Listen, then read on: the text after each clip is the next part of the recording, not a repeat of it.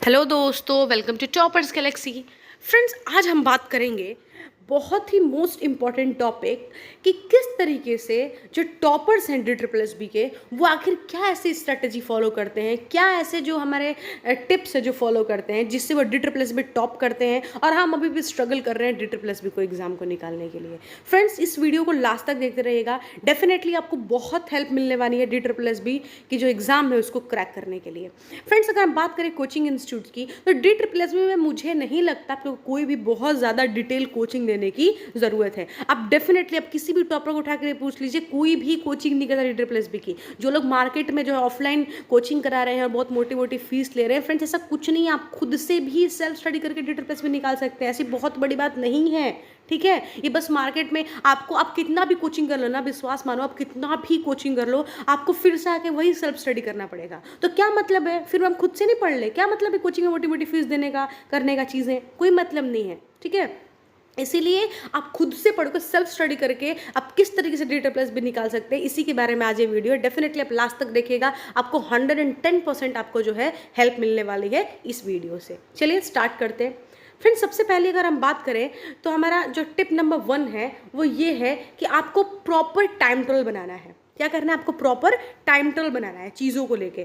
तो इसके लिए आप टाइम टेबल कैसे बना पाएंगे? सबसे पहले तो हमें क्लियर रहना है कि DSSB एग्जाम में आखिर उसका पेपर पैटर्न क्या है, किस तरीके से क्वेश्चन पूछे जाते हैं, कितने मार्क के क्वेश्चन पूछे जाते हैं, नेगेटिव मार्किंग है या नहीं है। ये सब चीज़ें जब हमारे दिमाग में रहेंगी तो डेफिनेटली हमारे वो टाइम टेबल बनाने में हमारी बहुत ज़्यादा हेल्प करने वाली है। और इससे आपको ये भी समझ में आएगा कि किस तरीके से हमारे एक पेपर को लेकर हमारे दिमाग में एक जो है आप क्लियर रहेंगे कि हाँ, this is what DSSB is going to ask and I am clear with the paper.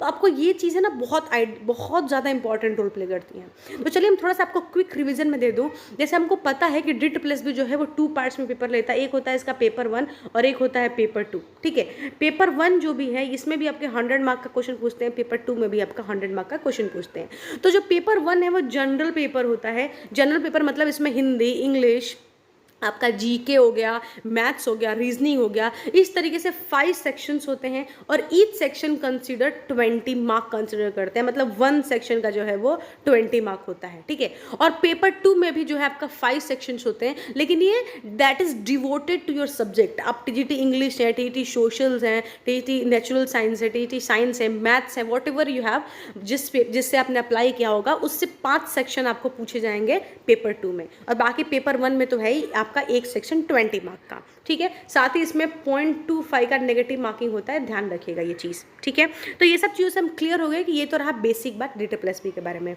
अब देखिए, अब मैं टाइम टेबल के लिए इसको क्यों बता रही हूँ, क्योंकि पेपर 1 जो मैंने आपको बताया कि जनरल पेपर होता है, इसमें आपका मैथ भी पूछता है 20 मार्क का, जीके भी पूछता है, साथ में आपका हिंदी पूछेगा, आपका इंग्लिश पूछेगा, आपका रीजनिंग पूछेगा।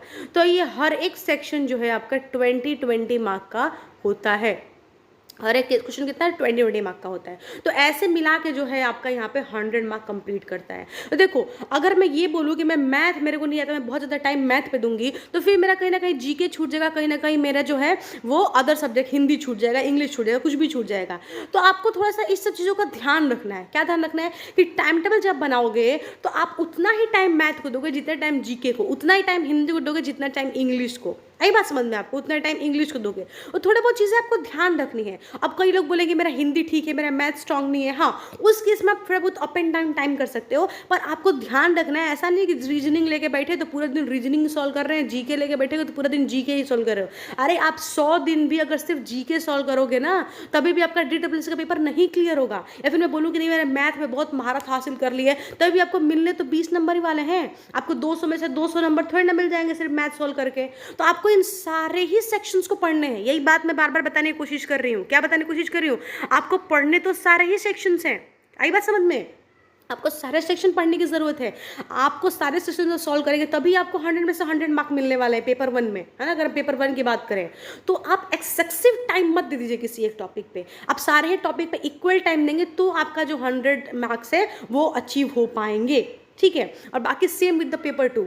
है ना। आप पेपर 2 का जो D triple S B paper 2 का कोई सिलेबस निकालता नहीं है, कोई भी ऑफिशियल सिलेबस नहीं होता है। बस हम अज्यूम करके वैसे बता दूँ, सिलेबस भी हमारे वीडियो पे ऑलरेडी पड़े हुए हैं, मेरे चैनल में देखोगे सिलेबस भी पड़ा हुआ है, आप देख सकते हैं वैसे डेफिनेटली, ठीक है। तो आप वहाँ पे जाके देख सकते हो। तो इस तरीके से चीज़ें हैं। तो आप सिलेबस वाइज जो थोड़ा सा है ना, आप थोड़ा सा आइडिया लगाओ किस तरीके से क्वेश्चन पूछे जा रहे हैं, वो सब मैं आगे बताऊँगी कैसे आप आइडिया लगा सकते हो। तो ये तो आपको समझ में आएगा टाइम टेबल क्यों जरूरी है, क्योंकि पेपर 1 में आपको ये 5 पे ध्यान देना है, साथ में पेपर 2 पे भी ध्यान देना है। तो हर एक सेक्शन पे इक्वल फोकस हो, क्योंकि आप कितना भी मैथ कितना ही पढ़ लो भाई, आपको 20 में से 20 नंबर ही मिलेंगे। चाहे आप मैथ को चार्ट डालो, पूरा कर डालो, फिर भी 20 ही नंबर मिलने वाला, 100 नंबर नहीं मिलने वाला है। बस इस बात का ध्यान रखिए। जीके कितना भी पढ़ लो मिलेंगे 20 ही, हिंदी कितना भी पढ़ लो मिलेंगे 20 ही। तो एक ही पे ध्यान देने से बेहतर है आप थोड़ा थोड़ा सब करेंगे, तो इससे आपके जो मार्क्स स्कोर करने की पॉसिबिलिटी है वो ज़्यादा बढ़ जाएगी। आई बात समझ में? चलिए, आई होप आपको पॉइंट 1 क्लियर हो गया होगा। अब हम टिप सेकंड की बात करते हैं। टिप सेकंड की बात करते हैं, सेक्शनल मॉक दिया हुआ है, ठीक है फ्रेंड्स। सेक्शनल मॉक में क्या है?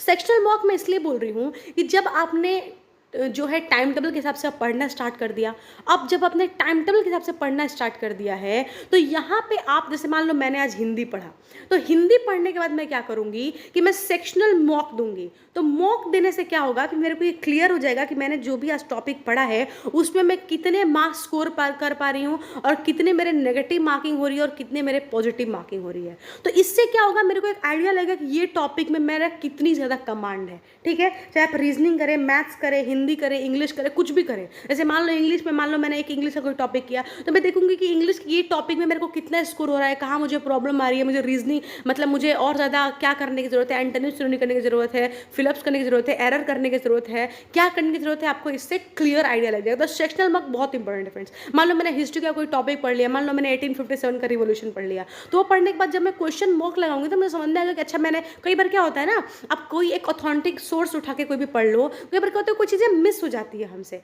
तो मॉक देते वक्त आपका वो जो डाउट है वो क्लियर हो जाएगा, ठीक है। तो आपको बिल्कुल आइडिया लग जाएगा कि अरे ये तो मैंने पढ़ा ही नहीं था, कोई बात नहीं, मेरे मॉक से क्लियर हो गया। तो इससे क्या होगा, जब आप फुल मॉक देने जाएंगे ना, आपको बहुत ज़्यादा हेल्प मिलेगी आपको फुल मॉक देने में। इसलिए सेक्शनल मॉक बहुत इंपॉर्टेंट है, आपके कॉन्फिडेंस बिल्डअप होगा कि अरे मेरे को ये टॉपिक तो आता ही आता है। तो फिर जब आप फुल मॉक में उस टॉपिक से रिलेटेड क्वेश्चन देखेंगे तो आपको क्लियर रहेगा कि अरे इससे तो मेरे को आता ही है, तो आप डेफिनेटली बहुत ध्यान से क्वेश्चन को पढ़ेंगे, अटेंटिव होकर क्वेश्चन को पढ़ेंगे, तो आपको वो डेफिनेटली चांसेस, बहुत ज़्यादा चांसेस हैं कि आपके जो वो वाला टॉपिक का जो क्वेश्चन है वो आपसे गलत ना हो, और आपका नेगेटिव मार्किंग होने से आप बच जाएंगे, आपको पॉजिटिव मार्किंग मिलेगी। देखो नेगेटिव मार्किंग होती है तो क्या होता है पता है आपको, भले आपको लग रहा है कि 0.25 नेगेटिव मार्किंग है, क्या हुआ, हम अटेम्प्ट ले लेते हैं। देखो अटेम्प्ट ले लोगे कोई प्रॉब्लम नहीं है, आपका जो एक क्वेश्चन 1 मार्क है वो आपका किसका है, 1 मार्क पॉजिटिव मार्किंग का, 0.25 जो है आपका नेगेटिव मार्किंग होगा। मतलब आप एक क्वेश्चन रॉन्ग करोगे तो 1 मार्क आपका जो है वो तो जाएगा ही, साथ ही 0.25 मार्क भी आपको लग जाएंगे, यानी कि आपका जो है 1.25 का नुकसान होगा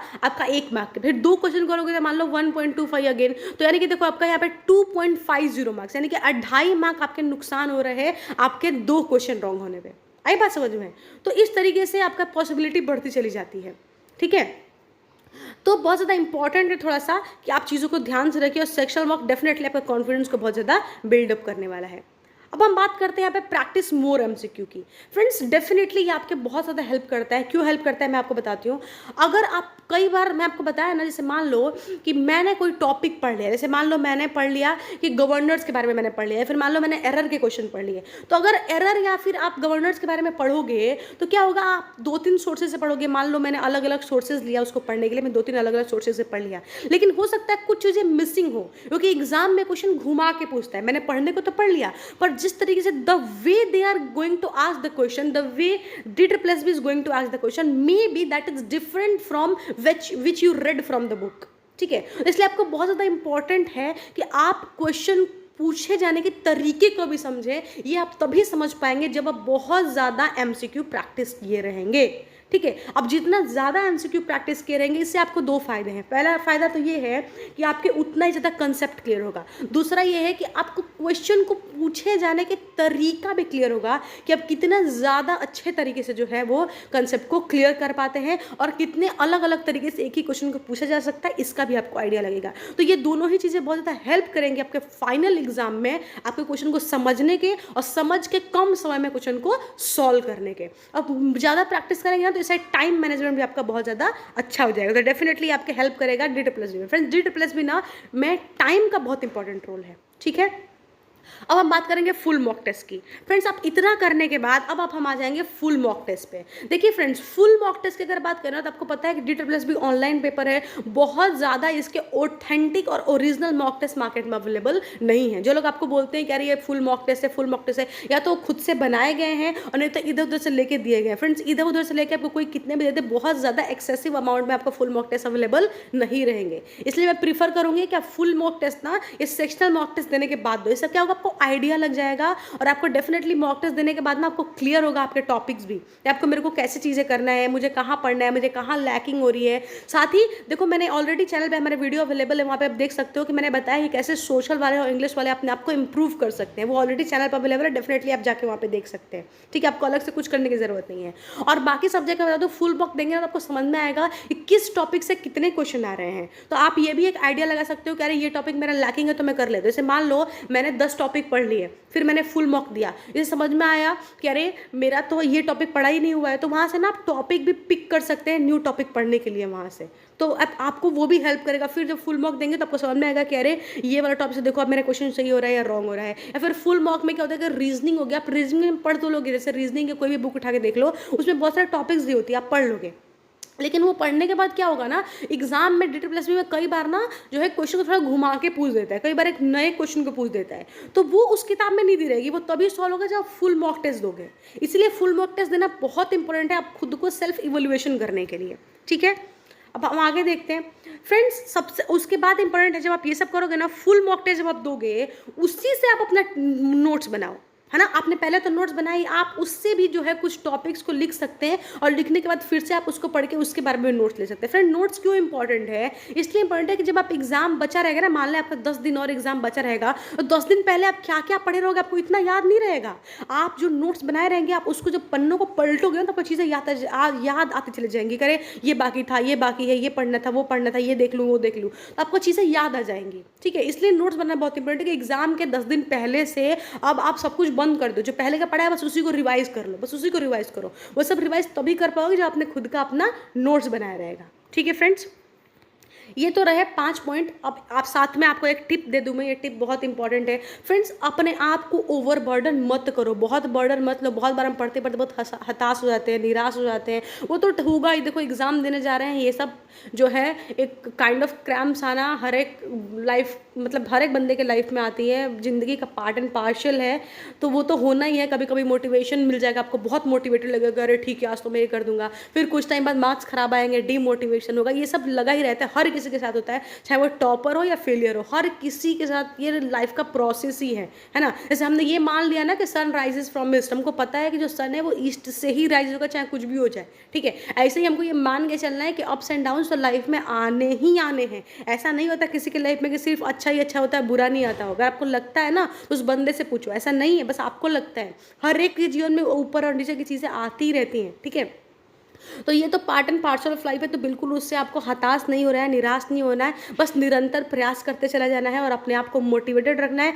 डेफिनेटली फ्रेंड्स एक दिन ऐसा आएगा कि DSSB आपके हाथों में होगा और आप डेफिनेटली एक दिन जॉब पे जाएंगे। याद करो हमेशा हमेशा ना, जब मॉक देते हो वो खराब मार्क्स आता है, अपने आप को मोटिवेटेड करने के लिए हमेशा याद रखो कि जब पहली बार आप ज्वाइनिंग करने जाओगे, पहली बार ज्वाइनिंग लेटर आपके हाथ में आएगा, तो कितने मोटिवेशन के साथ आप घर से निकलोगे या फिर जहाँ भी रहते हो वहाँ से निकलोगे और कितने प्राउड से आप जाओगे जॉब ज्वाइनिंग करने के लिए। तो बहुत इंपॉर्टेंट है फ्रेंड्स अपने आप को मोटिवेटेड रखना और बिल्कुल हताश नहीं हो रहा है। आप टॉपर्स गैलेक्सी हमेशा आपके साथ है। फ्रेंड्स मैं आपको और एक बात बता दूं, अगर आपको कहीं भी मॉक के लिए पैसे लगते हैं तो डेफिनेटली आप जो है www.toppersgalaxy.com पे जा सकते हैं। फ्री ऑफ कॉस्ट जो है आपको मॉक मिल जाएंगी, सेक्शनल मॉक मिल जाएंगे, कंप्लीट मॉक भी मिल जाएगा जो PYQ से रिलेटेड रहेगा। आप डेफिनेटली फ्री ऑफ कॉस्ट जाके यहाँ पे जाके प्रैक्टिस कर सकते हैं अपने क्वेश्चंस की।